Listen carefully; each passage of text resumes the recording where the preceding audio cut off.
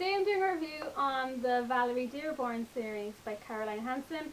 This review is very, like, I should have done this ages ago. I feel like I read the series ages ago. It's probably only like a month ago, but like I don't remember every little thing that happened in it. But I kept putting it off. Anyway, I'm doing a review today. So it's a 3-book series, and the author is going to do more, but from kind of like different characters' point of view. So, you know, there will be more books with these characters, just kind of focusing on other characters more. So the books are Love is Darkness, Love is Fair, and Love is Mortal.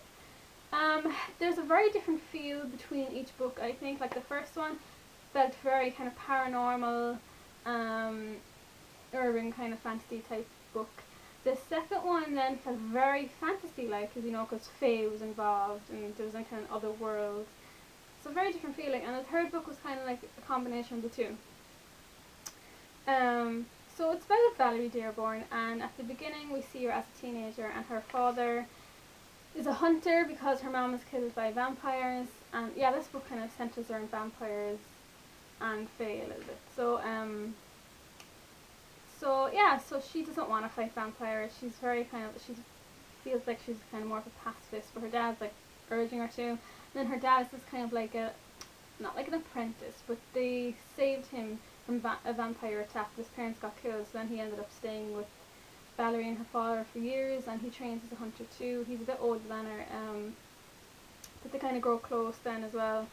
And then we find out that Valerie is, I hope I get this right, I can't remember the proper term, I think it's empath. She finds out she's an empath, but like to vampires, empaths are like very coveted and craved and kind of destructive as well, because when they suck their blood, the vampires go crazy and they just want more and more and more. It's kind of like the fairies and vampires in the old Sookie Stackhouse books. So this vampire then finds out that Valerie's practically the only empath left, but he kind of watches over her for years, making sure she's okay, because he kind of wants to use her to make all the other vampires feel a bit more, because he thinks they're all like not unfeeling and too psychotic now. So that's kind of the start of the series, her relationship with this vampire and her relationship with the friend who grew up with her, and her getting involved more and more in this vampire world, and the Fae kind of come into it more in the second book. So I thought the series was, it's good enough if you know what to expect. Like, there's a lot of sex in it, so there's more kind of focus on that sometimes in the actual plot, so as long as you're prepared for that. I do think, if the author spent more time concentrating, especially in the first book, concentrating on the plot and the characters, more than the steamy love scenes, I think it will be a better series.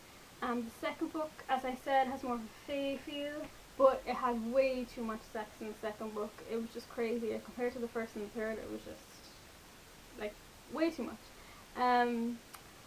But I liked it, except for the ending of the second book. I didn't really love the ending.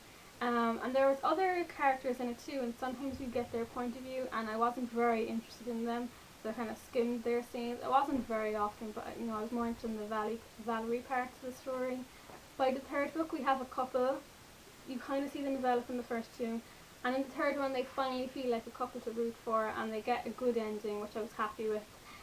So if I was to read the next few books in the series, I know it's based on other characters, but the reason I would read it is to see how that couple is faring and how they're doing, and if they're kind of involved in it. So, I might read it. They're not out yet, those books, but in the future I might go back and read them. So this series, it's not amazing, but it's okay. It has, has a good enough story in there. It could have been worked on a bit better. I think it was the main plot was kind of forgotten a little bit towards the end of the first book, but it kind of gets back on track in the second and third. The character development, it's not the best, but it's good enough. Like, that's the best way to sum it up, the series. It's not great, but it's good enough. I suppose I'd recommend it. If you have time, if you don't have a lot of other books in your to-read list, maybe check it out, see what you think about it. I will prepare you, the feel of the other second two books is much different to the first, I think. The author had a note at the end of her book as well that if you write a review and send it to her, she would give you deleted scenes from the last book. And I was thinking, will I do it? Because I do have negatives, so I didn't bother in the end. But I mean, if someone else out there wants to do it, give it a go. Actually, I kind of would be interested to see what the scenes are, but um, yeah, I'd only do it if I was giving it like a glowing review, because what author wants to hear about negatives. But that's that. That's my review for today. Thank you very much for watching, and tune in next time.